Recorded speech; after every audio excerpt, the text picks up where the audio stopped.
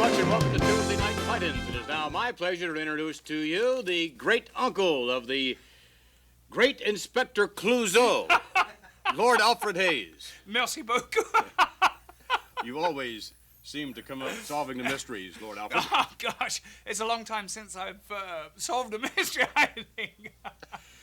This week on Tuesday Night Titans, as you brought out, Andre the Giant to be with us. Without a doubt, the most extraordinary athlete of all time. Unbelievable. I've known Andre since he was 17 years old. Can you believe that? He was a young wrestler coming into wrestling. He was then possibly 6'10", but just look at him now. How many times have you wondered, these referees, are they really with it? I think we're going to find out tonight when Dick Worley, one of the fine World Wrestling Federation referees, joins us. Oh, I got some things on my mind, I'm sure you do. S.D. Jones all the way from Antigua, who now makes his home, of course, in Philadelphia. And S.D. brought a little surprise along with us this week. His own very special band. We'll be back as we continue with Tuesday Night Titans!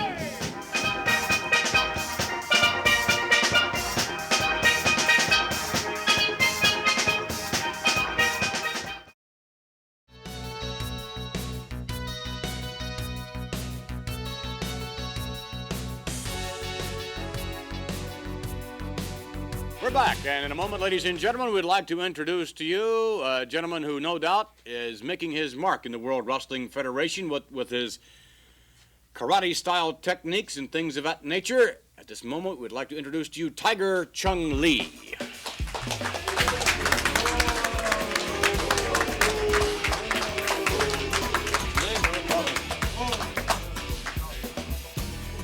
Have a seat, Tiger Chung Lee. Listed around 270-plus pounds, a very, very big man. Thank you, sir. And I might add, a formidable opponent for any individual in the World Wrestling Federation today. You seem to rely mostly on the karate-type skills and techniques as opposed to the American, more scientific wrestling style. Why? Well, when I was 6 years old, I was back in Korea. We was raised with karate, not called karate. Everybody called karate in the United States. Yes. But Korea called taekwondo. Taekwondo. Yes, that is a difference. Everybody thinks in using to hold people, but not. We have to defend it. Defend it and to people to hold, don't get hurt myself. Mm-hmm. From other people to, try to hurt you. Yes. So we just go and defend it. So you're saying that Taekwondo really is taught at a very young age, and that it's really taught from a standpoint of defense more than offense. Yes. Seems to me that you use Taekwondo, your use of that now, perhaps not then, but certainly now, more in terms of an offense as opposed to a defense. It also seems to me that you've done exceedingly well, both individually using this Taekwondo, as well as collectively having teamed up with, of course, Mr. Fuji.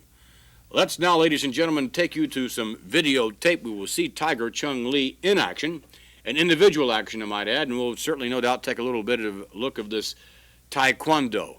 I don't think it'll be defensive. Let's go to the tape. Ladies and gentlemen, the next contest is scheduled for one fall with a 10-minute time limit. Introducing in the corner to my right from Korea, weighing in at 270 pounds, it is Tiger Chung Lee. And his opponent in the corner to my left from Brooklyn, New York, weighing 235 pounds, it is Steele Lombardi. All right, we're set for action between martial arts expert, Korean Tiger Chung Lee, and Steve Lombardi, Brooklyn, New York. Here we go.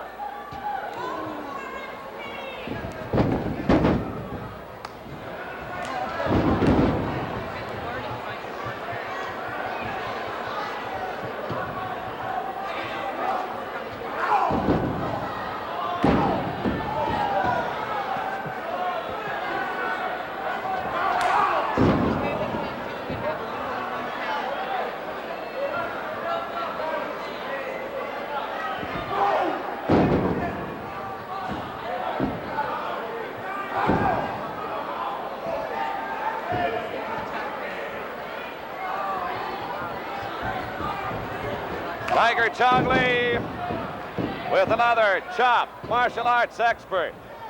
Taekwondo, judo, karate, kung fu. He has incorporated them all together and come up with quite a package. In addition, truly a ring veteran, one of the very, very best from the Far East. And thus far, Lee totally dominating this particular bout with a 235-pound Brooklynite by the name of Steve Lombardi. Lombardi really taking a great deal of punishment in front of this tremendous crowd. Now Lombardi starts to turn the tables and mount somewhat of an offensive, but not for long. Knee lift, and I believe that caught Lombardi in the forehead. Certainly by Lombardi's reaction, one would think so. Another knee to the dome on the part of Tiger Chung Lee. Forearm, and Lombardi just totally incapable of coming up with any substantial offensive at all. Referee checking for the choke. And knowing the background of Tiger Chung Lee, he would not be above choking an opponent if and when he had the opportunity. As you can see on the face of young Lombardi, grimacing. He's got to be in a great deal of pain. Into the turnbuckles, oh, and a shot. Very close to the throat, and again on the part of Tiger Chung Lee. Whip, but oh, reversal. That did not last for long. Look at this. What in the world? Let him go. A reverted. He said, that's enough. That's it. A reverse Indian deathlock like I have never seen before. On a part of Tiger Chung Lee, total domination throughout the course of this bout. Let's get the official decision. And the winner is Tiger Chung Lee. All right. Tiger Chung Lee getting the Duke. And we see it really take off. Take a look at this action on the slow-mo replay. Lombardi reversed an Irish whip, but Tiger Chung Lee thwarted that effort on the part of Lombardi as he very quickly applied the knee to the dome of Mr. Lombardi. And now take a look at this very unique and unusual maneuver on the part of the veteran from Korea. That is a inverted, if you will, Indian deathlock for Tiger Chung Lee. Tiger Chung Lee, ring veteran. All right, we are back now with Tiger Chung Lee, and you saw some of the rather offensive maneuvers, notwithstanding the defensive ones as well, Mr. Lee. Now, you're holding over here, of course, your tag team partner, I might add, perhaps former tag team partner from Japan, and this particular item you have over here on your left hand is from Japan, is it not? Yes, correct. That's correct. This is in Japan is long time ago in the samurai. That time, as we do this in Japan, I saw this is using in a samurai sword practice stick. I see. Mm-hmm. We have seen that from time to time used, or certainly from a psychological standpoint used in the ring. Aside from that, I understand you're going to demonstrate something here, an attempt to break these solid bricks. Is that correct? Yes, that's correct. All right, let's take a look here as you set up whatever it is you have to set up. The solid brick you're going to attempt to break? Yep. Do you mind if I feel the brick? Go ahead. It's all right, thank you. That is a solid brick. Okay, just checking. And you use your hand here to do this, okay. Very impressive. Very impressive indeed. No more solid brick. All right, now we have here some of the solid oak that you're going to attempt to break. That's 1 inch thick. I'm sure you're hopeful that you're going to have the same success with the oak that you had with the brick. All right, let's try, and we'll watch this now. Tiger Chung Lee attempting to break the solid oak.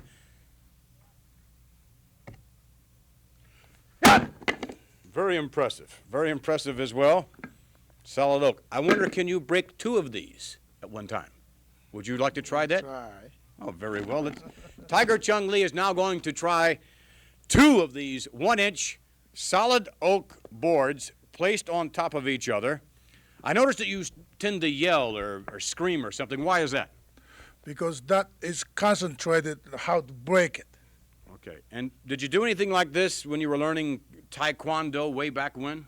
Yes, I was in the beginning, 6 years old. I learned. So you don't learn something like this overnight, and we would obviously not recommend it for the viewing public in general. Let's see if you can break now 2 of these, 1 inch. I see you're, oh, excuse me if I may, I believe you are bleeding somewhat, yes. It's nothing. Nothing, okay, Yes. fine. Tiger Chung Lee is bleeding, he feels nothing. Okay, here we go. Very impressive indeed, I must say. Thank you very much, and we have left over here, we have 3 of these. I don't know how badly your hand is bleeding, but I wonder, Tiger Chung Lee, would you attempt to, perhaps you've never done this before, I don't know that it's ever been done or not. How about attempting to break all 3 of these at one time? Would you do that for us? Yes, I will. Okay, fine. Let's just move this out of the way. And Tiger Chung Lee now will attempt to break all 3 of these 1-inch solid oak boards. And I think the wrist area is beginning to bleed a little bit more profusely now. There's quite a... All right, fine. Now we get... This takes a great deal of concentration, does it not? Yes. All right, fine. Just don't talk to me if I want to break it, okay? I will... I'm concentrating, Mr. McMahon. Thank you. I will be... Alfred, can you see this? Oh, yes, indeed. Yes, Okay, you I'm can. sorry. I'm sorry. He's very good. Sorry. Alfred, You let's don't mind have quiet? total silence, please, from everyone, please.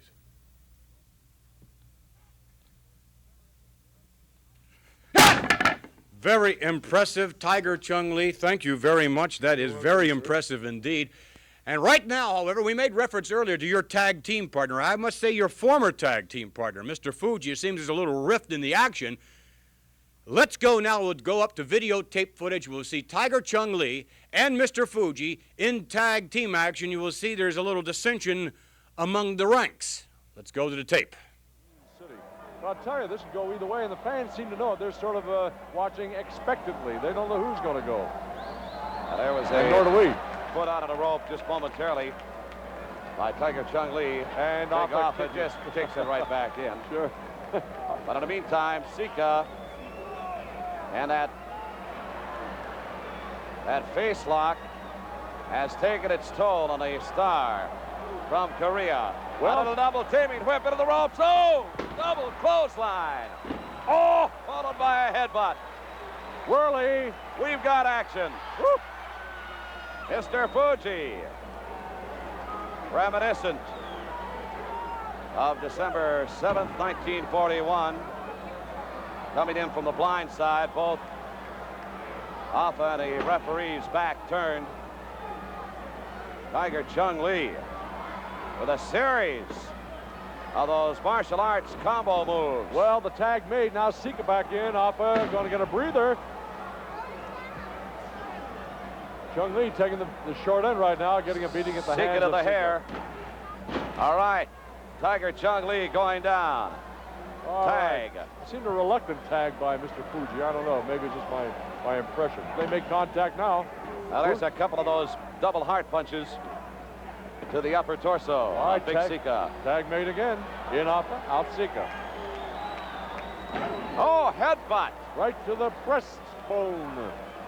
Followed by a reverse knife edge by Wild Samoa #1. Mr. Fuji down at a knee. And now all of a sudden, I believe, Alpha detected that foreign object again, and I think he was making a move for it. Body slam by Mr. Fuji as he just kind of stands over the large body of Alpha. Samoa #1, snapmare takedown. And what has Mr. Fuji got in mind at this juncture? Well, he's going up with the He mounts the stratosphere. ropes. Could be the cry of bonsai. Nobody home. Everybody evacuated, and Fuji knows too well it was a bad move. The intention was good. The move started out okay, but Appa ducked it, and suddenly Fuji in trouble. Fuji, I think, a little bit worse for wear on the bottom side. Oh, the reverse atomic drop. Here's Fuji. Got to pinch a little. Fuji, tag, Tiger Chung Lee. Fuji in bad shape right now. Tiger Chung Lee, toe to the sternum. Pick up, body slam. Tiger Chung Lee, now outside of the ropes. Up on that second turnbuckle. Mounts the top one. And he's going to try and make a move. Oh, he took it to him. Oh, the headbutt between the shoulder blades. Tag made, Sika in, Appa up. The Samoans are on a roll, 2 count. Close, but no cigar, no hooking of the leg. Headbutt, down goes Tiger Chung. No tag, he was reaching for a tag. Hold on, wait a minute. Fuji hung him out to dry. Dick Graham, let's hold the phone just a second. I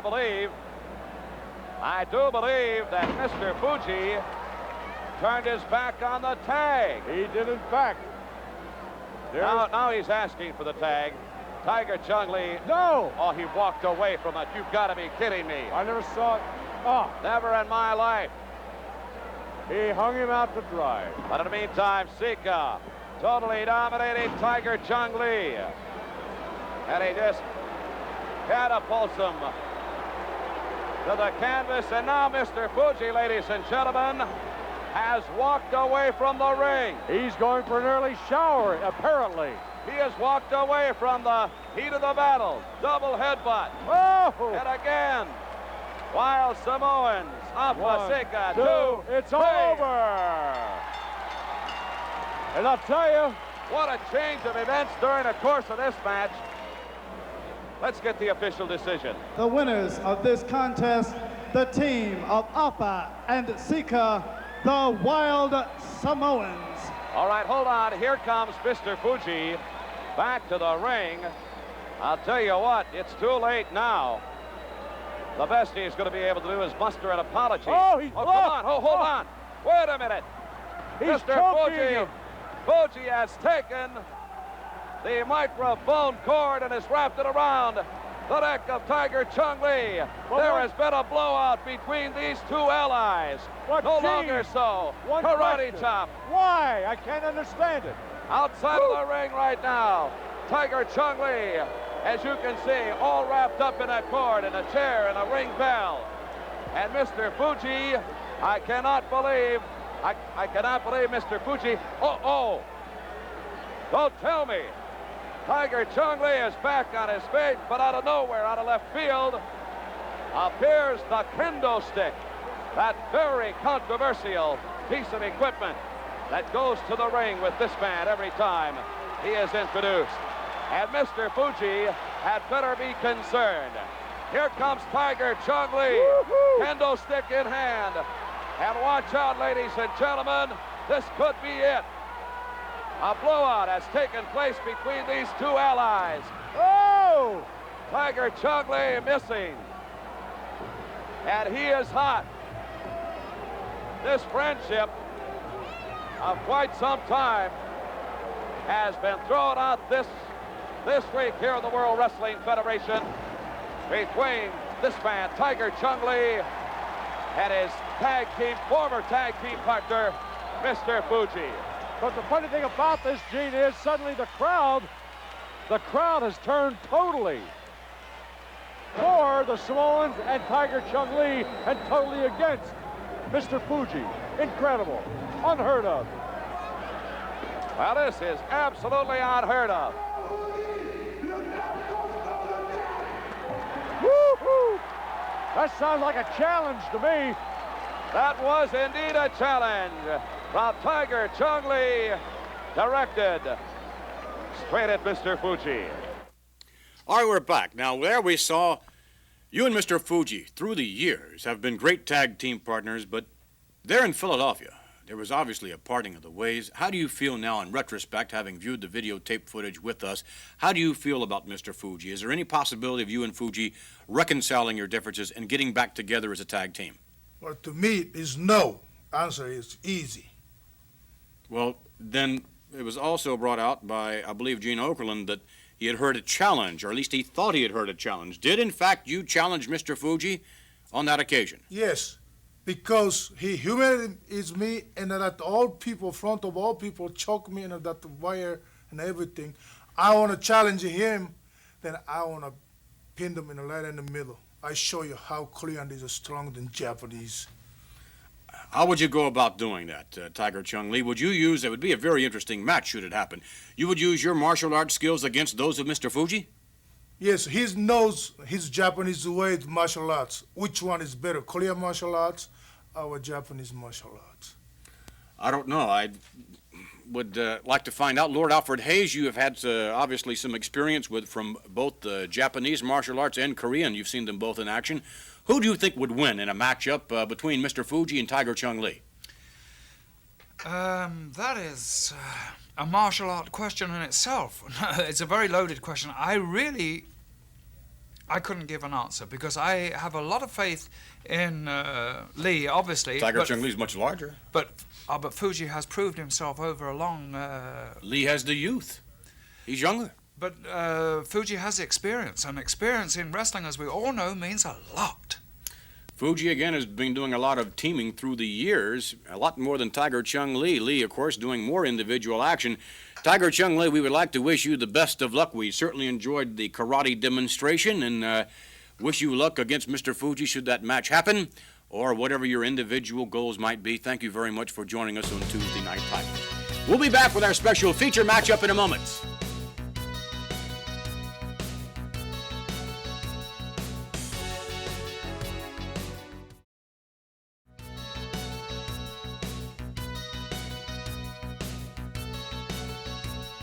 We're back, ladies and gentlemen, with me, Lord Alfred Hayes, and we're just about ready to introduce to you the special feature matchup. As a matter of fact, Lord Alfred Hayes, a matchup that we have seen in the past originating in St. Louis. B. Brian Blair and Paul Orndorff. It was a great match in St. Louis. Well, at the time, I thought that Blair was so close to winning that match that he should get another chance, and he kept at it, Blair. His record was unblemished after that, and he did get another chance in one of the biggest arenas, not only in this country, but in the whole of the world. Yes, making reference to the beautiful Brendan Byrne Arena in the Meadowlands of East Rutherford, New Jersey, just outside New York City.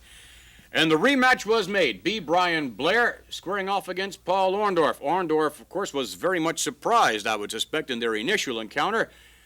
But Orndorff knowing full well the caliber of B. Brian Blair, who was really up for this matchup. Let's take you now to footage at the Meadowlands Arena. B. Brian Blair versus Mr. Wonderful. Mr. Wonderful, here he comes right down the runway, and confidence just oozing out of Mr. Wonderful, Paul Orndorff. But Red, he's going to have his hands full tonight with B. Brian Blair. I tell you, he did say that Brian Blair has got a good win record, and it would do more good for Brian Blair to use Paul Orndorff as a stepping stone, because I know that he would certainly like to get a win over Orndorff. Absolutely.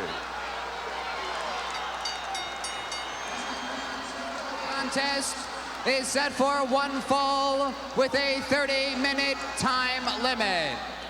Introducing from Tampa, Florida, weighing 262 pounds, Mr. Wonderful, Paul Orndorff.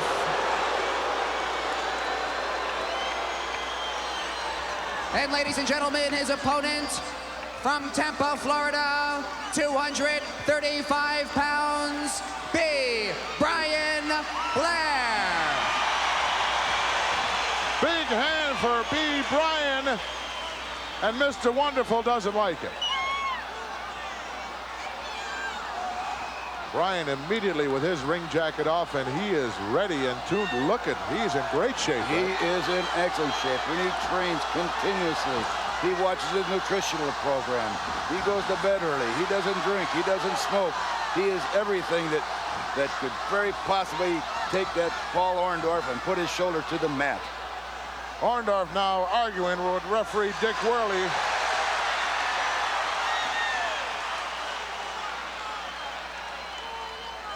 Orndorff will not win the argument.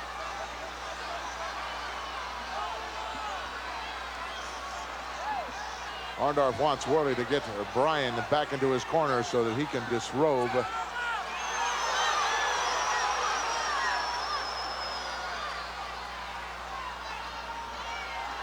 What a fantastic athlete this man is, Red. Mr. Wonderful. Boy, he doesn't have to take a back seat to anybody. Absolutely not. He's an all-around athlete, and you're talking about training. He's no slouch when it comes to training. He's in that gym continuously.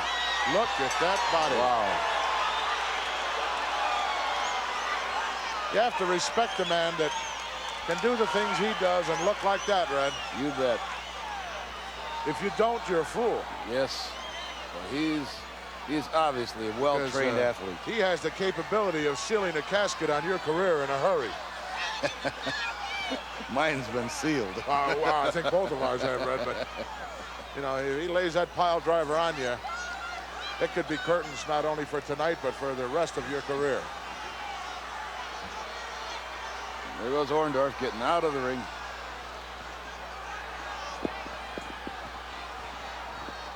Orndorff now speaking to the ring attendant about how exactly to carry his robe back to the dressing room area. Uh-oh, chant going out from this capacity crowd of Paula. He will take exception to that in a hurry.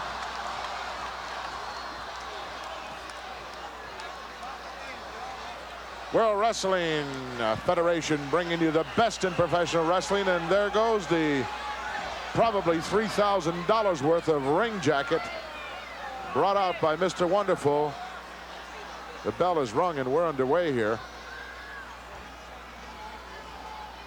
Or maybe it has not rung. Referee Dick Worley still checking him out.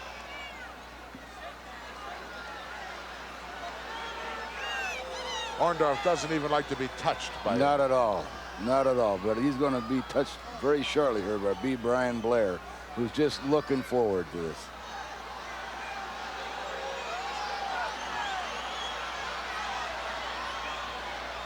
I believe he's doing a little psych job now on Bryan.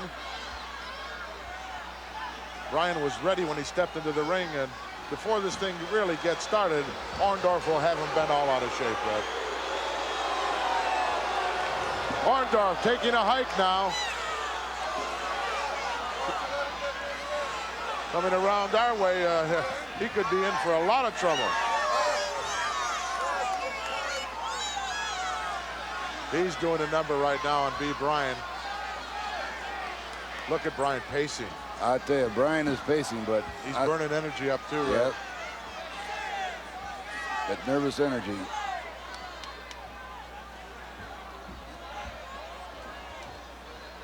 Boy, you can feel the electricity in the air.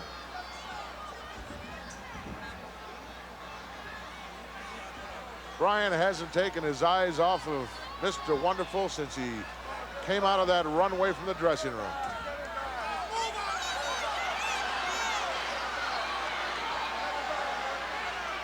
Paul Orndorff telling the referee to get Brian Blair back. He's playing with his mind. He's trying to sucker him in here. He did. He caught him out of that corner right in the eye, it looked like. Boy, that's all you got to give him, that little bit.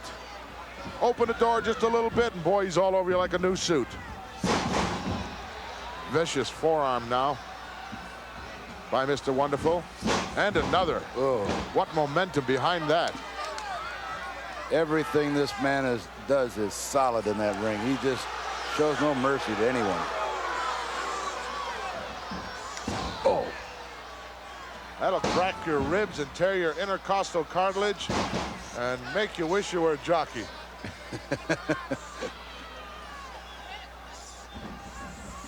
It's all Mr. Wonderful, as right off the bat he did a Pearl Harbor number on poor at this point B. Bryan.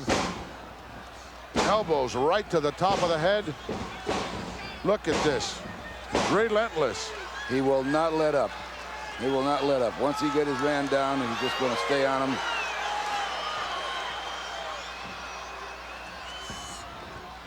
High up now. Oh, he didn't only slam him, he drove him down into the mat. Paul Orndorff going up. Up off the top rope. What is he going to do? Look out below. No, nobody home. Nice maneuver there on the part of B. Bryan. I believe Orndorff hurt his knee. Yes, he did, and Bryan is going right to work on it. And Orndorff's down on the canvas. Oh! Crowd loves it, and Orndorff is in trouble. Now, if Brian Blair would just stay on that leg. Orndorff for the ride. Oh, he caught him with a beautiful kick to the back of that knee as he came off those ropes. And Bryan is on fire. Drops an elbow right on the quadriceps. Now a knee. B. Brian Blair looking in a very good position right at this point.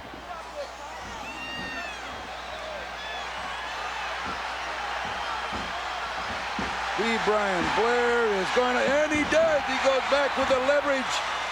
He's got the leverage. Paul Orndorff looking like he's might be wanting to give up. But I doubt it.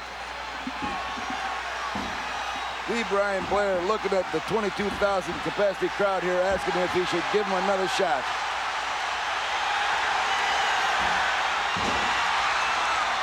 Look at the pressure being applied to the outside ligaments on the knee of Mr. Wonderful.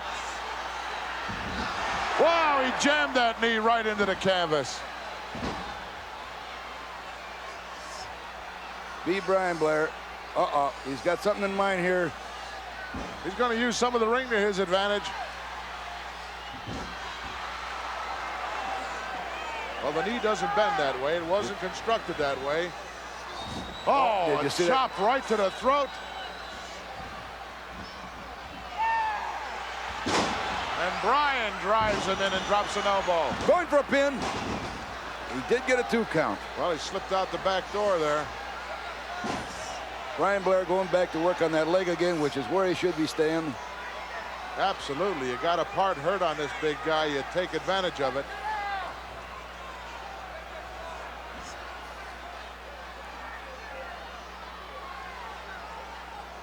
Dick Worley asking him, you want to quit? Orndorff's not a quitter, Ed. No, he certainly is not. He didn't get to where he is by quitting. It is destiny. It is his destiny to be a champion, Red, within the very near future in the World Wrestling Federation.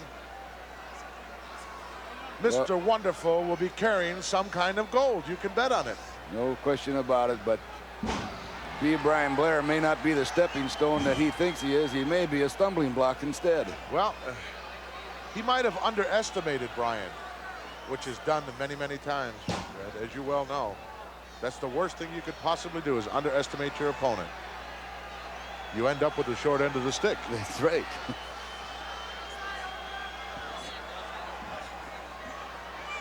Bryan now continues. Look at this jam-packed capacity crowd on hand. Knowing the World Wrestling Federation brings them the best in professional wrestling, it's the hottest ticket in town, folks. Elbow there. Stop Bryan in a hurry. Bryan sort of let up a little bit, Red, on that knee. Can't understand that at all. And Orndorff is definitely favoring it. There goes Brian Blair. Back to that knee again. Now that's where he should be.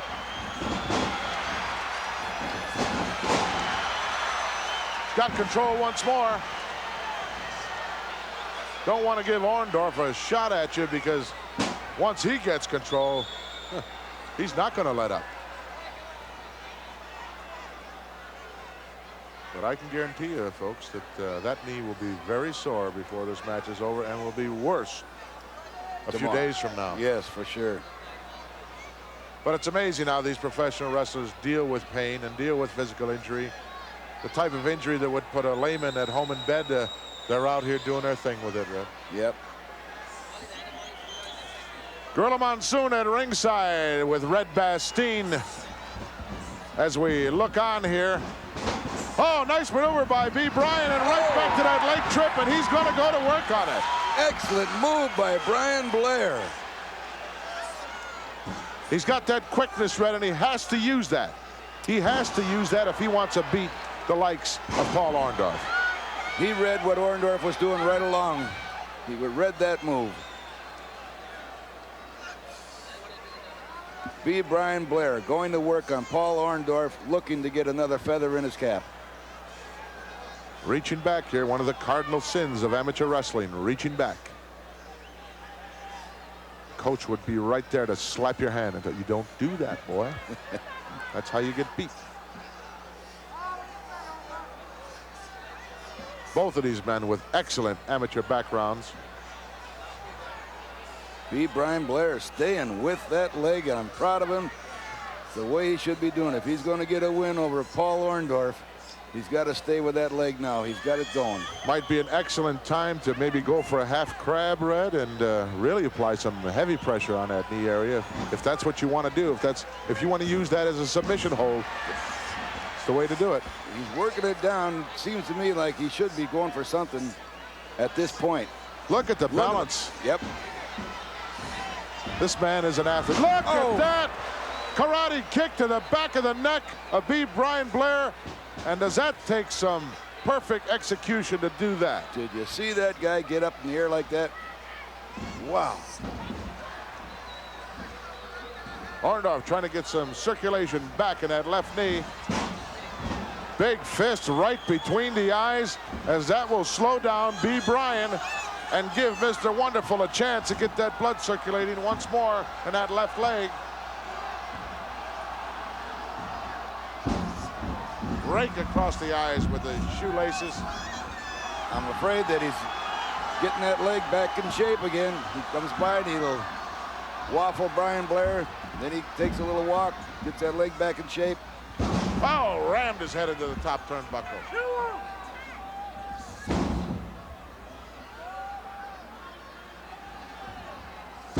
Brian now right through the ropes. However, remains on the ring apron.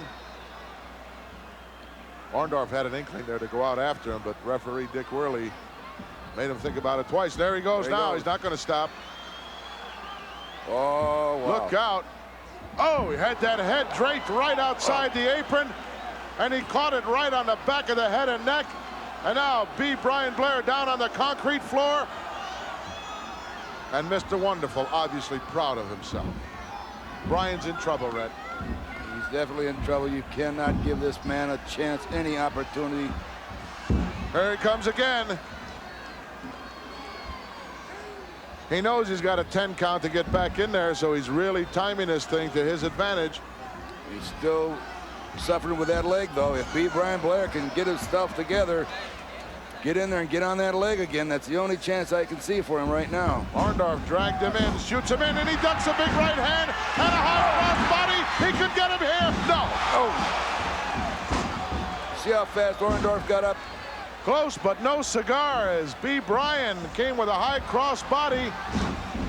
Mr. Wonderful picked something up off the ring apron here. Foreign object of some kind, and raked it across the, there it is. Raked it across the eyes. This man will do anything to get victory. Nothing is outside his realm. He will pull out all the stoppers. Brian with the right hand, not too much behind it. Uppercut by Mr. Wonderful. Right in the choppers. There might be a few loose ones in there right now.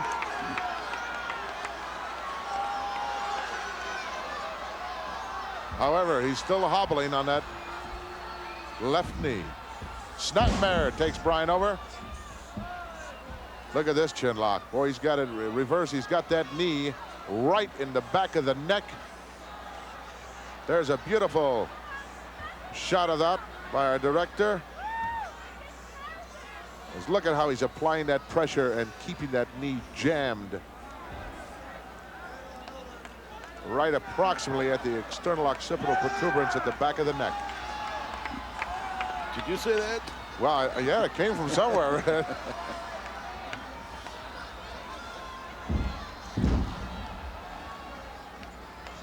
Don't know why the referee would allow a man to come into the ring with all those knee pads and elbow pads unless, you know, there's something wrong with him. Look at that backbreaker. Look at that. Oh, threw him off like yesterday's garbage. Wow. Whoa, that was close. Hot about the slow count.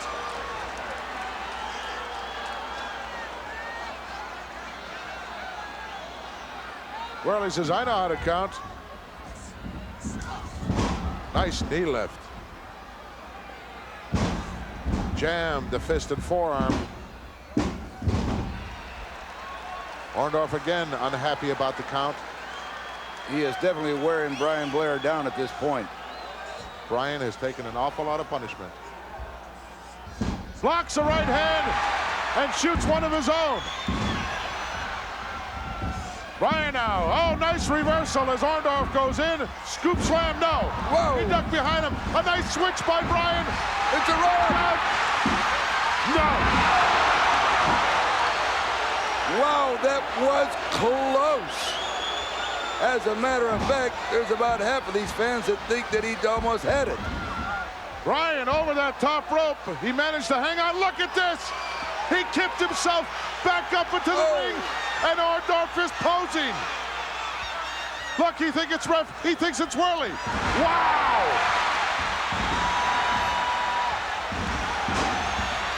Brian is on fire.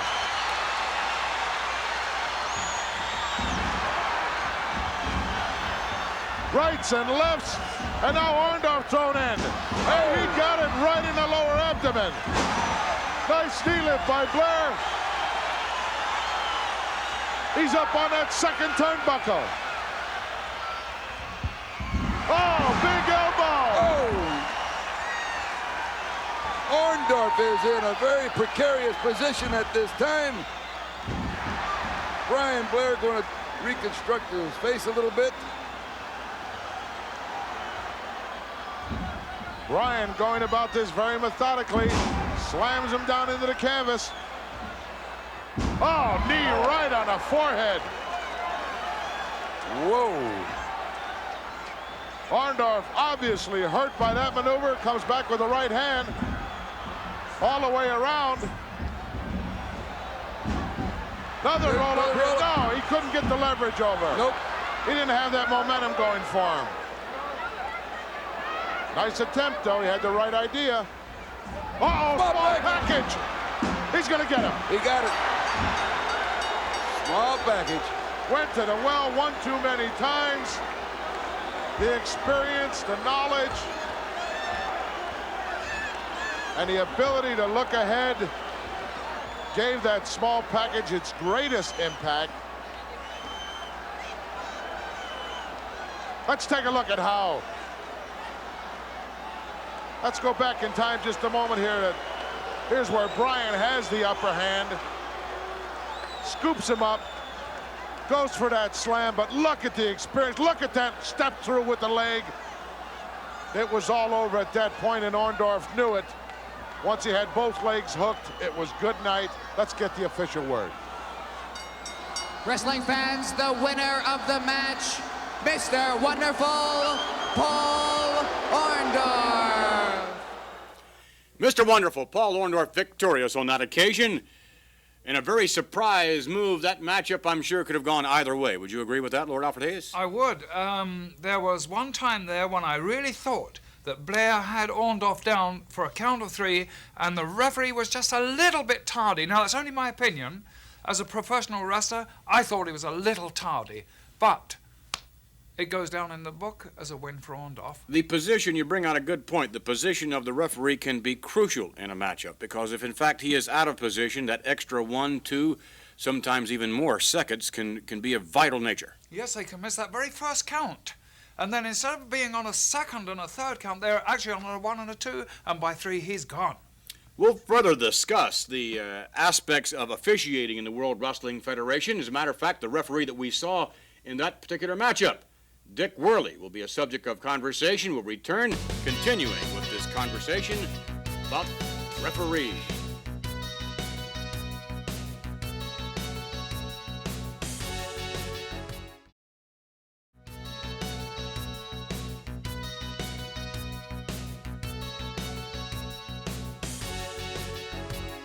When we saw moments ago the matchup the referee was Dick Worley.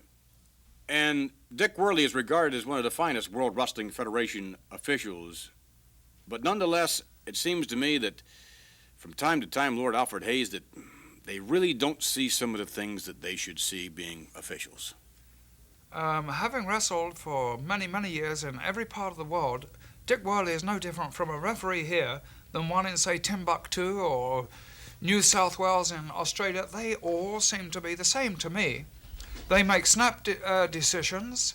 Sometimes, I hesitate to say it, but some of those snap decisions, in my opinion, are wrong. Well, the very nature of the job itself is, I guess you almost have to be a masochist somewhat to be a referee, I would think. I mean, it's a thankless job, I think, generally speaking. Would you agree with that? Oh, there's never any credit given, and they do a very hard job of work. And personally, I would never have wanted to have been a referee. It is a very difficult job.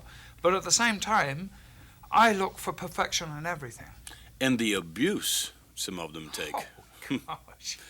There's verbal abuse, and from time to time there has even been some physical abuse, unfortunately, for some of the officials. If in fact they don't see a particular move and they call it wrong, it can be some bad news. Let's take you to videotape footage now, and we'll show you Dick Worley officiating a matchup.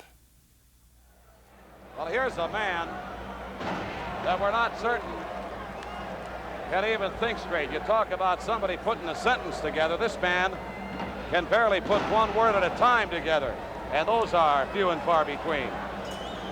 Well, the animal's doing as predicted. The fans just seemingly just cannot. Oh no! There's that wide hammer, and that's all she wrote. Lombardi could not. All she wrote possibly indeed. That's it. Contend with the tremendous pain that was dished out by this man. George the Animal Steele getting the Duke by submission over Steve Lombardi. And there's, well, a somewhat surprised look on the part of a fan. Let's go back. And actually, this is more action. Come on, ref, get on his case. Reverse the decision for once. You can see the foreign object there. I don't know. Oh, no. Oh, come on. This has got to come to an abrupt halt. Dick Worley smashed across the ring and out, down and out. Worley is out of it. There was a suspension for the actions of George the Animal Steele and quite a heavy fine as well after that matchup. Nonetheless, the individual, one of them, feeling the brunt, the attack of George the Animal Steele, our next guest to join us now, Mr. Dick Worley.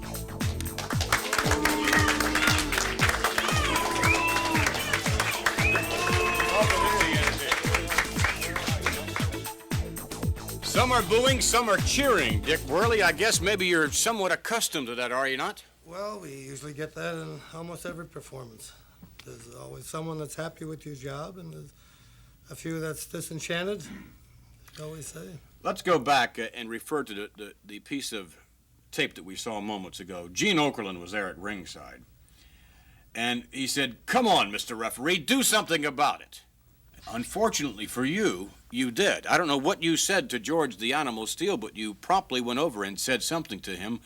What did you say to the animal to instigate him striking you? Well, as soon as I said he was going to be fined by the commission, I just turned my head. The next thing I know, I was waking up on the floor.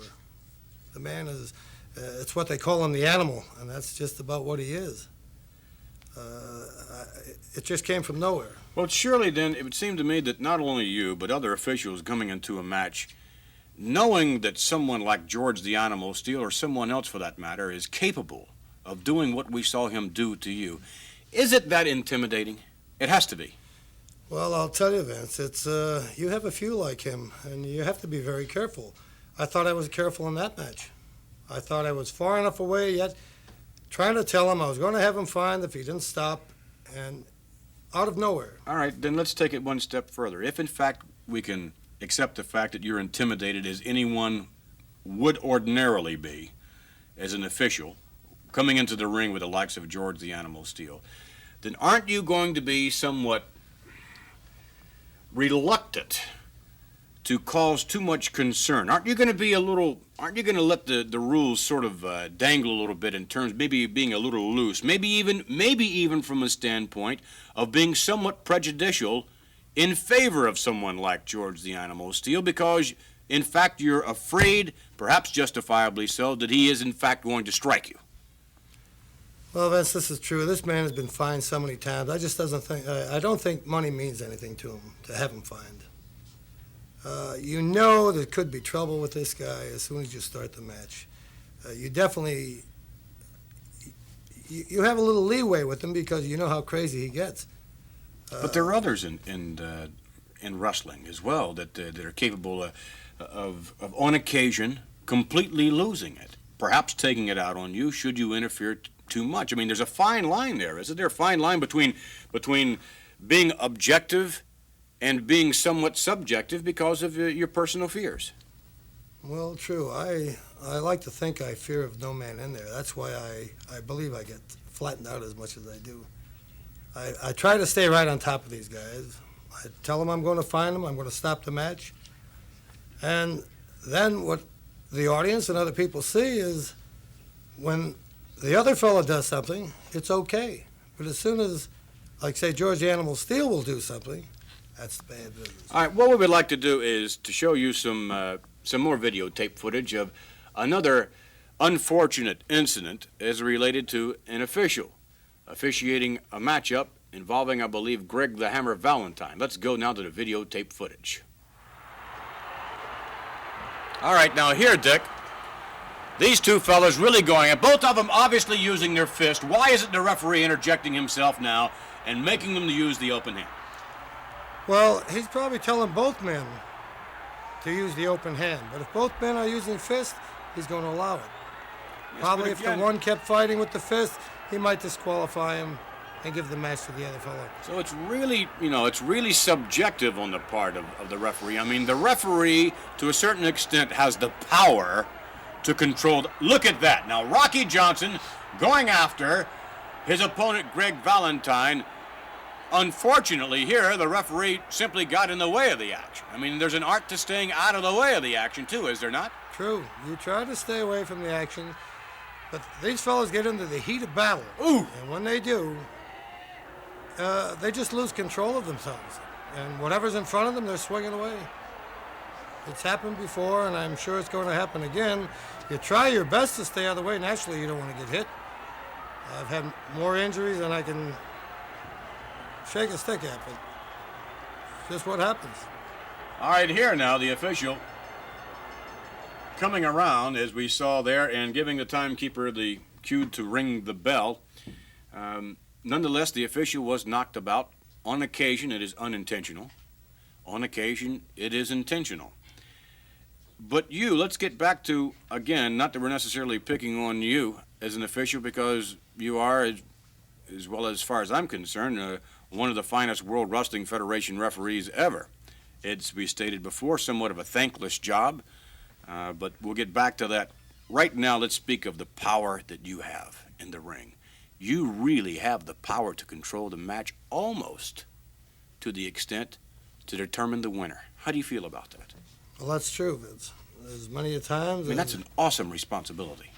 It is, and you think about it while you're in there. You have two tremendous wrestlers going, after a lot of big money, a lot of prestige, and climbing the ranks for championship matches. And you try to be subjective. If one fella's doing something a little out of the way, you sort of let this slide by to keep the match going. I could go out there and disqualify every guy.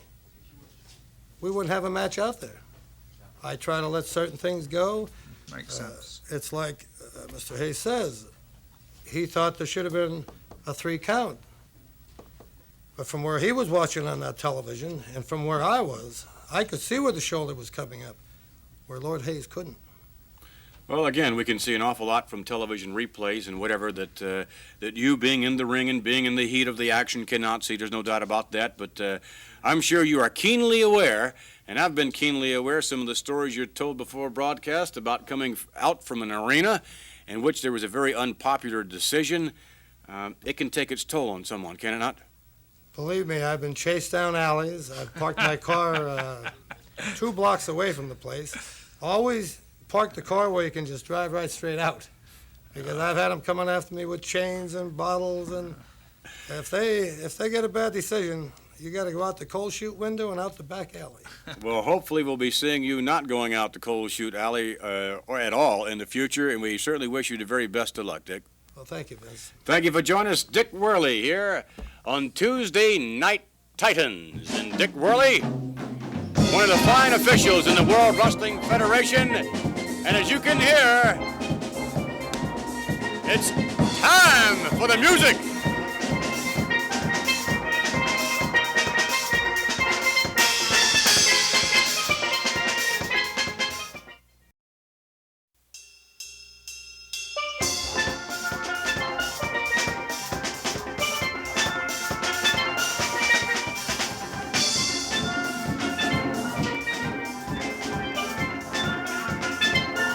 The sound of the band from Antigua can mean only one thing. Our next guest is here, Special Delivery Jones.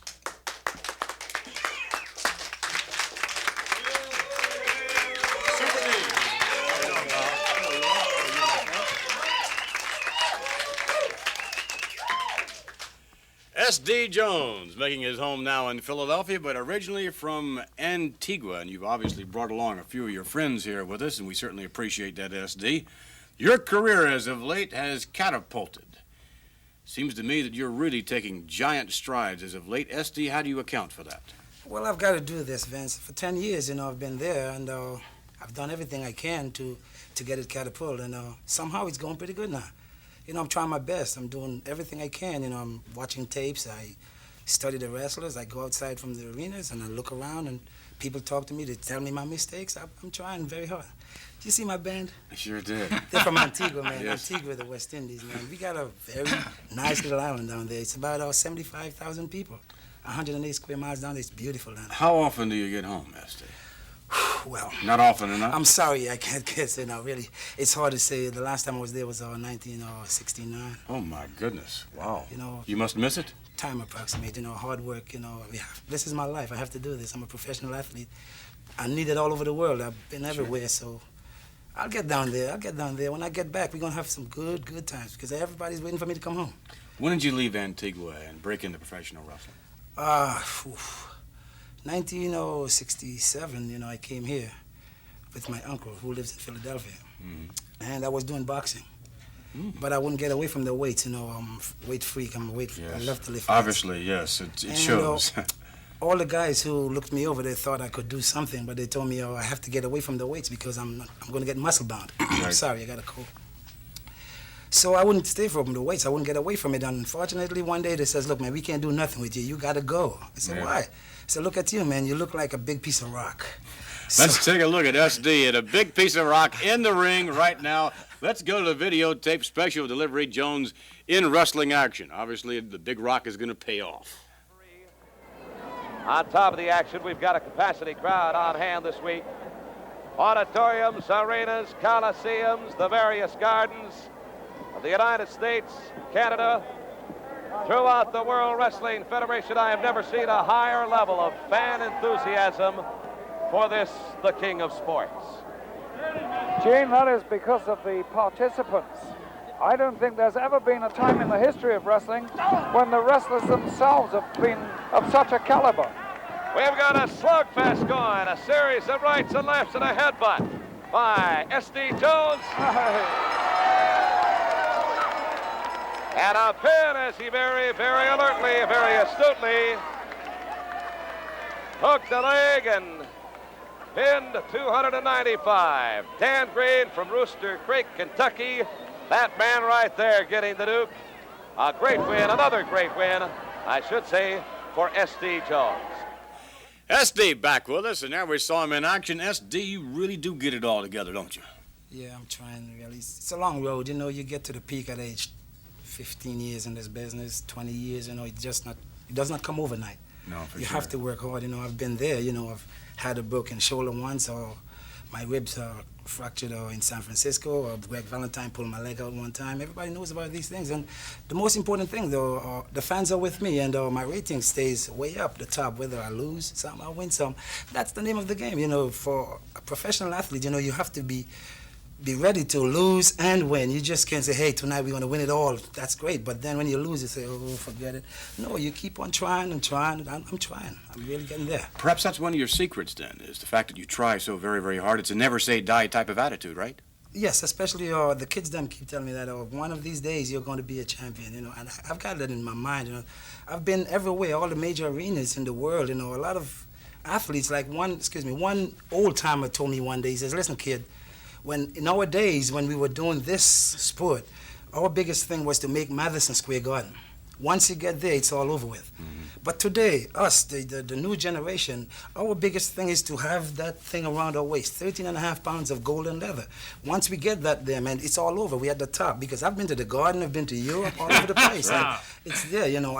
That doesn't bother me. I want to get that piece of thing and take it to the kids and say, this is SD, and it's all over for me. Well, you've been everywhere, no doubt, and more places to come. But here on Tuesday Night Titans, you brought with you all the way from Antigua. Antigua and a couple of guys from Trinidad, and they are the most beautiful music you can ever listen to. Let's go up. Strike up the band, boys. Let's hear it.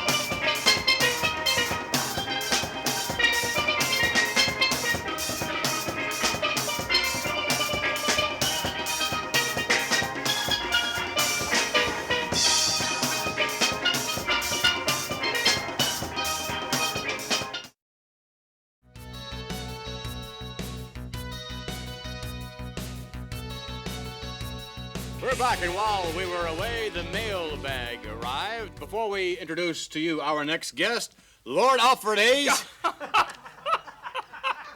How about reading us a little tidbit from the mailbag? Well, if my heart will keep still, I'll try. Appropriately, dear TNT, that was explosive, wasn't it? Where I live, this is from Parkersburg, wherever, Wyoming. Parkersburg, where I West live Virginia? Up here, pardon, no, Parkersburg, Wyoming. Parkersburg, Wyoming. All right. Where I live up here, there's nothing to do except look forward to our favorite show, TNT. We will be visiting friends in Los Angeles soon. Do you have wrestling matches there? We would like to see the wrestlers in person. Peter Fieldhouse. Well, as a matter of fact, our next guest could have made Parkersburg, Wyoming in his heyday. We'd like to introduce to you now, ladies and gentlemen, Mr. Tony Altomare.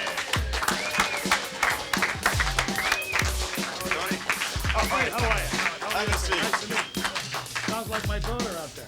All right, Tony Altomare. This, of course, the nostalgia moment on our program. And Tony, you, of course, have been with the World Wrestling Federation for a number of years, principally in a tag team. Yes, Vince. In fact, I've been around so long that when I was a small little boy and my dad used to take me to the wrestling matches, my idol was Lord Alfred Hayes. That long? That long? You're much older than I. Huh? Oh, don't worry. Oh, no, I don't think so. Your Lordship, I remember you back in those days when we wore sneakers instead of boots at the time. Speaking of nostalgia, let's take you now to some videotape footage. And Tony, I think you will recognize some of the individuals here. It'll be Sonny King and Chief Jay Strongbow. When Jay Strongbow first entered the World Wrestling Federation, still going strong. Yeah. And the opponents will be Baron Mikkel Cicluna, who has since retired, and his partner, King Curtis Iakea from Hawaii. I'm sure you recall vividly the antics and the skills of King Curtis, do you not? Oh, by all means. He was in a class all by himself. He had more moves and more situations to get involved in than anybody I know. He had an English mother.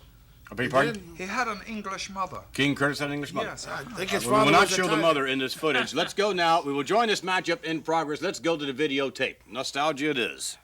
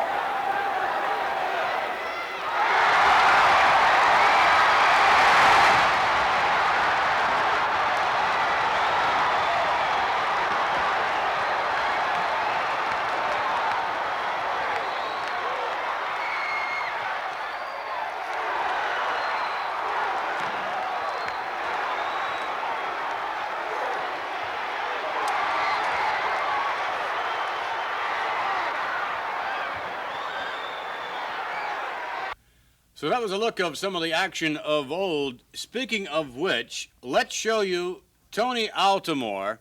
Tony Altomare now, well, I guess when is this? That was 1962 in Gary, Indiana, in the dressing room, and all right, there. What a snarl. Look at that expression on your face. What do you weigh there, Tony? I was about 260 at that point in my career. I was about 260 in great shape at that time. 260. All right, Yeah. but then from there, you chose to team up with an individual who no doubt changed your life forever and all time, Captain Louis Albano. Well, many people wouldn't recognize that flick right at the time. But That's a Lou picture Albano of behind you? Behind me, and there's me, and that's around 1963, just prior to us winning the United States Tag Team Championship. And from that point on, Lou and I had a charisma that went on and on for 13 years, probably the longest surviving tag team in the history of professional wrestling. We logged 1,300 miles. At that time, Lou Albano was wrapped kind of tight. Since then, he's got some old furniture in his attic right now. But Here, there's a look. There was a photo, Yeah, that's the original Sicilian tag match. That was the most, as I say, the most controversial tag team. You said he's not wrapped too tight. What do you mean by that? Well, I mean, Lou, as the years went by and time went on, he became more and more obsessed with money and more obsessed with taking over on people's lives. And after about 13 years of a great tag team champion and logging 1,200,000 miles together, his obsessions became to the element where he thought that he might like to manage people and manage their money rather than work so hard in the ring. He thought there might be an easier way in this profession. So as he discussed it with me, I wasn't particularly crazy about the idea. I didn't like the idea of managing people and their money and so forth, but he thought that was more important than anything. So we had sort of a drifting apart situation at that point, and then he went on to manage some people and took their money and invested in diamond mines in Utah and snake farm in Uganda or something like that, where, you know, and then aphrodisiacs are drinking snake blood. He's selling 100 rattlesnakes from a farm in outside of Dallas, and they would have lost all their money. Yeah. I think we definitely have the picture here. Strictly out of my league at that time, and Lou and I had a little drifting apart at that point. All right. Well, Tony, thank you very, very much for joining us. Thank you, Vince. On TNT. Strike up the band, boys, because coming back will be S.D. Jones to join his band from Antigua, and, of course, the highlight of it all, the most extraordinary athlete of all time, Andre the Giant, will be with us. Thanks again, Tony.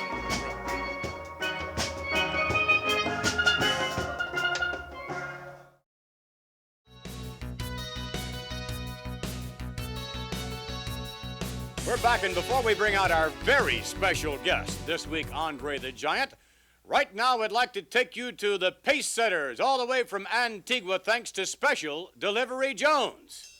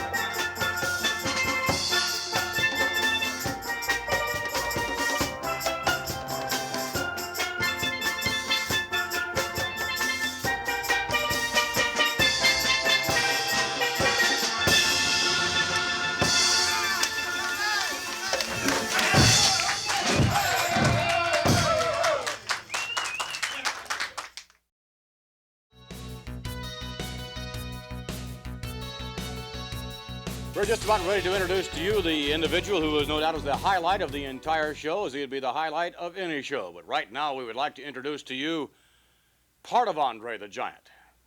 It's Andre the Giant's jacket. Lord Alfred Hayes has on Andre the Giant's, hello, has on his jacket. I mean, this is not his overcoat. This is not a top coat. Isn't it incredible? Oh, just. Oh, excuse me. That's unbelievable. It is, isn't it? Look at the size of this man, isn't this? Gosh. This would keep you warm in the Arctic. The man who wears that jacket is the most extraordinary athlete of all time. He is undefeated in professional wrestling.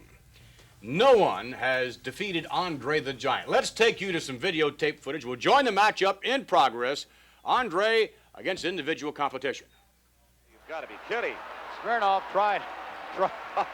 Look at, oh my goodness, Smirnoff's in trouble. Watch this. Uh-oh, and kaboom!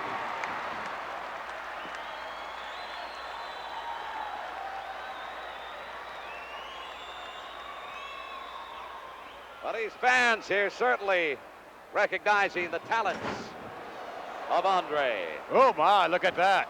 Kick to the chest, another one now to the shoulder area, and Alexia now turning this matchup around. The only way he could do it, Vince. Andre was waiting for a back body drop, thinking the momentum perhaps of Smirnoff would carry him out. Smirnoff put on the ropes and really gave Andre a boot into perhaps the throat area.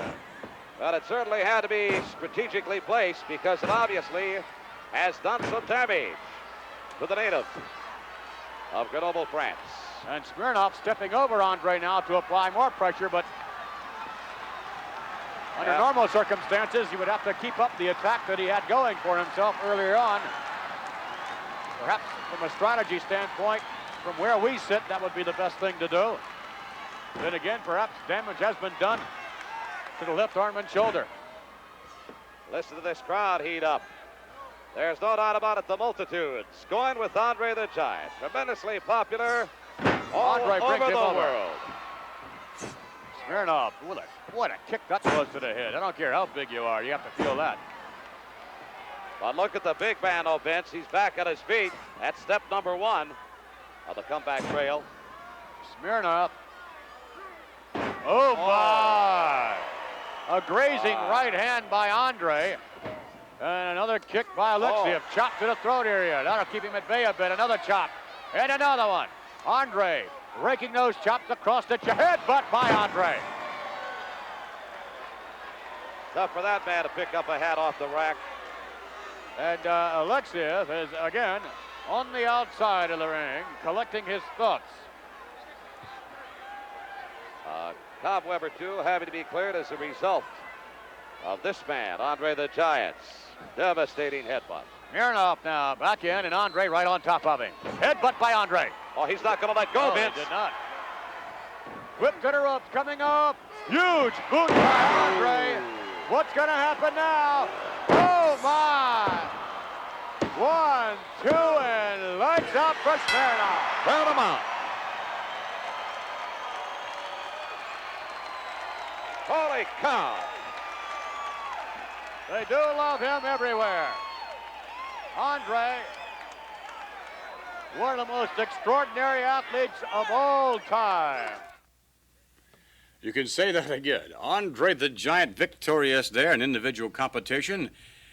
Thus far undefeated. However, I would suspect that undefeated streak will not hold up forever, Lord Alfred Hayes. No, but every time I see Andre, it still makes me gasp inside. I still can't grasp that this man is so huge, so devastating. And I might add, having the intelligence to go with his body size. Oh, really? Really? Extraordinary athlete will be back, and we will promise you to have with us, yes indeed, Andre the Giant.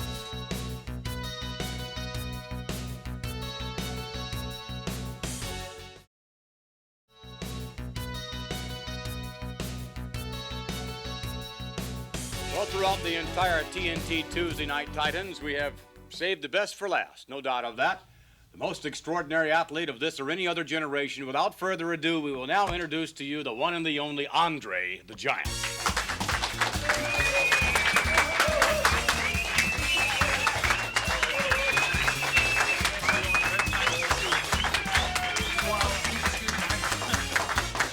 Please sit down, Andre. Thank you. It is a pleasure to finally have you on TNT. It has been it's been with a great deal of effort because of your extraordinary schedule. Finally, we have you on TNT. I don't think that's not my fault. No, definitely not. My manager, that's he's true. not giving you too much time. He doesn't. He must be a son of a gun. But nonetheless, you're here, and that's all that counts. And we certainly. My pleasure. Oh my goodness! But you've been on so many shows, Andre. You've been on the Johnny Carson show so many times. Merv Griffin. Merv Griffin. $6 Million Man. All of the movies. You've been in so many different. Bear. Yes. Red American Zero. The Fall Guys. And a new one now, Mickey and Maude. Now that has to be a lot of fun. That's a show. That's not a show. That's a movie. Yes, an upcoming one, right? Movie. Yes. Mickey and Maude. December. And I would think that you had a lot of fun making that, considering the cast. It was fun and not too much fun. Because I have to tell you one thing, I was in that set, and I was surprised when I have to shoot that movie, Big John Studd was in that movie too. He was. And that was a big trouble, because I was so angry about Big John Studd all the time, and he have to be in the same movie where I have to play. And I was not relaxed at all. Not at all. Because he was there all the time, and even the producer, Blake Edwards, make me to stand up next to him, and Well, you obviously don't like Mr. Studd, right? I was not feeling too good. Well, if anyone, but it was a movie anyway. Well, but if anyone can measure up to you almost, maybe it would be Big John Studd. He's a huge man. Alfred, you've seen Big John Studd in action. Yes, we had him on the program Yes. once, and he's just a tremendous size. Andre, you have... What do you mean it's tremendous size? He called himself a giant. I thought he is. Well, he is not as big a giant as you, but he is a giant. How much you weigh? He weighs about 360 pounds. Man, that's put him in Sky Lolo class.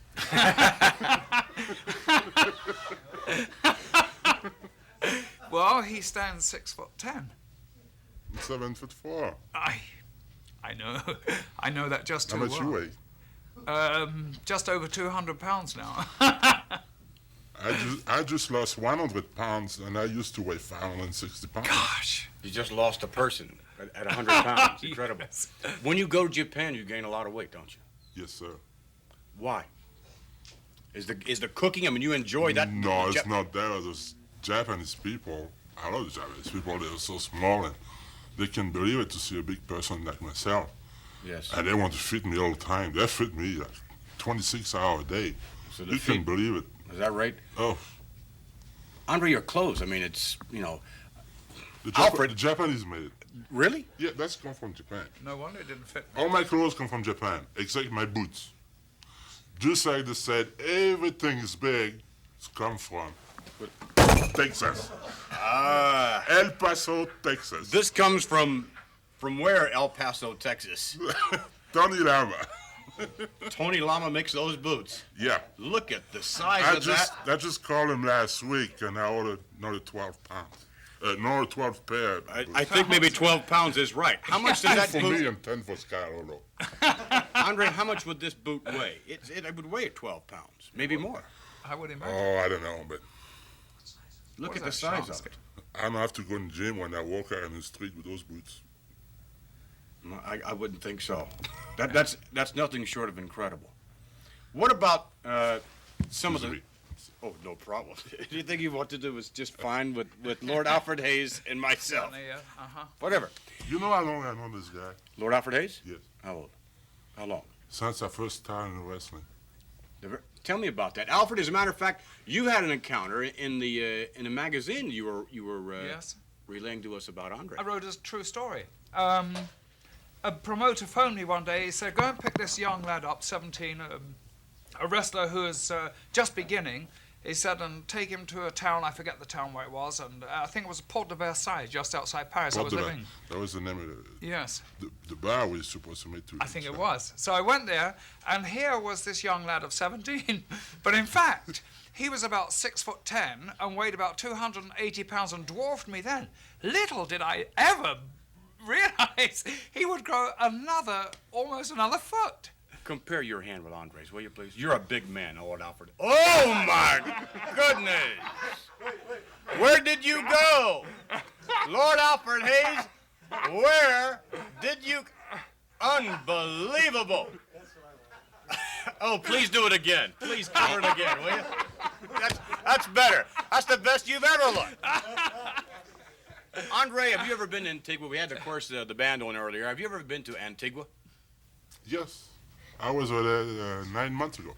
9 months ago? Yeah. Well, you've been everywhere, I guess, really. I mean, Yeah. every little small island and everything. Then. All over the world except the communist country. Yeah. What you asked me that for? Well, earlier on, the band was out playing and whatever it may be, and SD was... I see SD dancing. Well, I don't think he's dancing at Antigua. Well, earlier on, he was singing when we were out, you know. He was singing? Yes. Can I sing a song, too? You're going to sing a song? Yeah.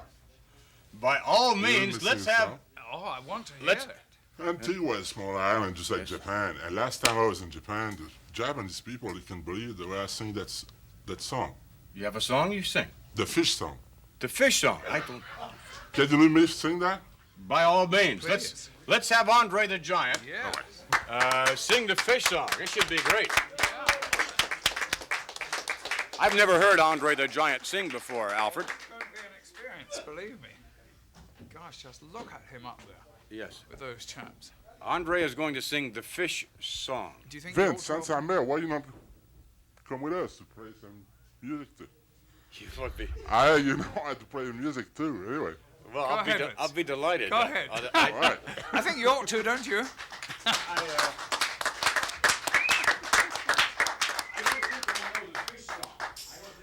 Okay, I will just let you guys start to play some music, but very slow. And I'll let you know when the music be right, and then I will start to sing. Okay? So we're all to play very slow. Yeah, some slow music. Something soft, maybe? Yeah. Slow and soft. Yes, please.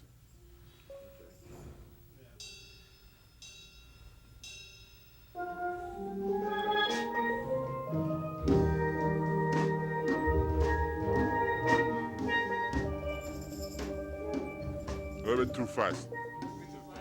That's too fast, yeah.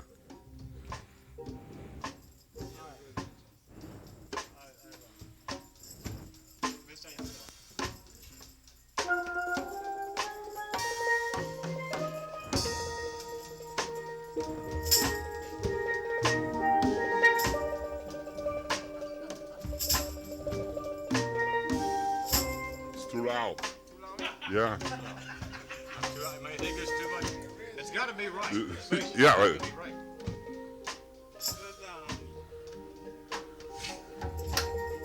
Betty, where's Betty? Betty. Where's Betty? She left. Betty. Betty, I want you. Andre, that's all right. We're not. No, don't stop. You're doing good. This is our makeup girls. Yes. And can you handle the microphone for me, please? Sure. Okay. Keep going.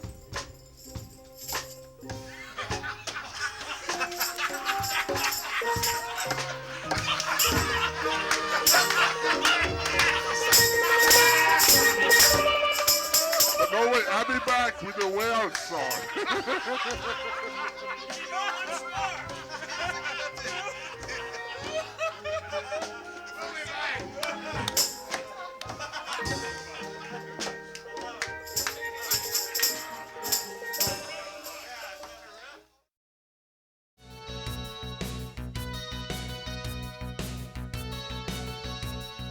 We are back from Andre the Giant's debut singing the fish song. Andre, of course, obviously one, I guess, the largest athlete in the world today, but we're about ready to take you to some videotape footage involving a 400-pound Ugandan, huge Kamala. Let's go now to the videotape footage of the Ugandan giant. Ladies and gentlemen, this bout, one fall with a 10-minute time limit. Introducing first, from Puerto Rico, weighing 231 pounds, Jose Luis Rivera.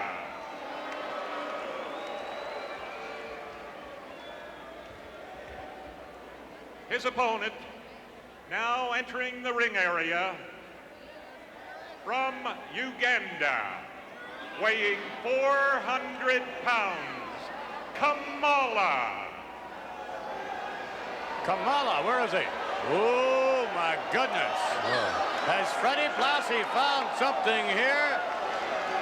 The Ugandan giant. Kamala is being led to the ring by his manager, Fred Blassie, and assisted by the man Friday. Holy Toledo. Have you ever seen anything like it in your life? Unbelievable. Look at this. What a monster of a man. Mammoth, huge. Oh, my goodness.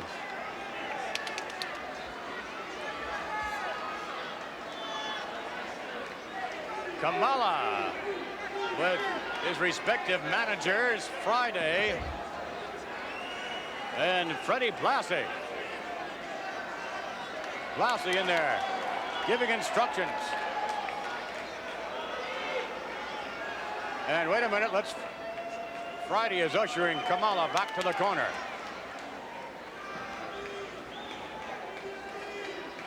And Friday attending to his Ugandan giant. Huge monster of a man. My goodness, he's big. Tony, have you ever seen anything quite like this man? I have never. I am in absolute awe of this man. This is the first time I've ever seen him. I never heard of him before. Where did Fred Blassie get this guy? Heavens above. It's unbelievable, Vince. He is just huge. I don't know what Jose Luis Rivera is thinking right about now. I'd be thinking about leaving the ring. There's Friday, putting all the little goodies there in his box. And the bell is rung. Kamala with a chop. Kamala with another chop. Ooh, with an elbow, and down goes Jose Luis Rivera. To the rope now off. Ooh! Ah! Kamala, look at this. What agility. He can move for a 400-pound man.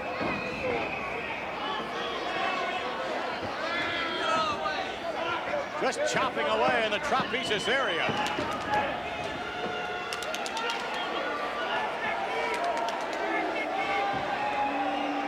Oh, wow, in the back of the neck.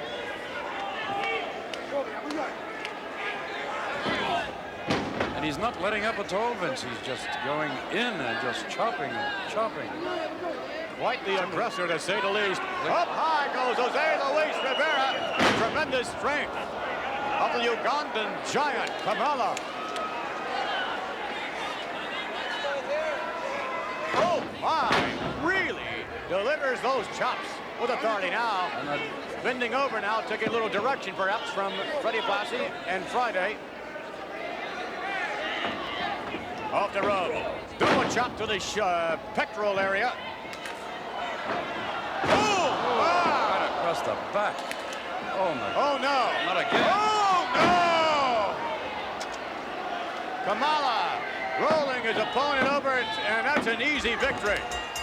A most impressive Ugandan giant. There we saw for the very first time Kamala. He is something else. I'm sure we'll be seeing more of Kamala in weeks to come. We'll be back as we continue with a word about the next TNT.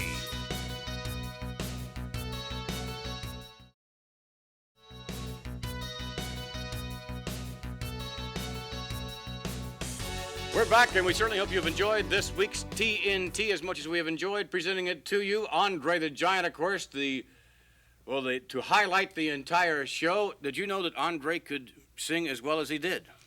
I didn't hear him sing. I saw that huge mouth open and close several times, no words. The Fish song. Yeah, incredible, wasn't it? He took us all on that one. He did. Andre to return, by the way, hopefully, for more TNT in weeks to come. Andre stated he'll return and do the Whale song. That must be such a big number, a whale. Yes, much bigger than the Fish song. Speaking of big, however, Andre the Giant, by the way, for the benefit of those of you in Salt Lake, we don't get much of an opportunity to see Andre. Andre's in a battle royal in Salt Lake this Saturday night. We wish him all the best of luck in that. And speaking of big men, on the next TNT, 460 pounds, I believe, a man from Stone Mountain, Georgia, Crusher Blackwell. Join us.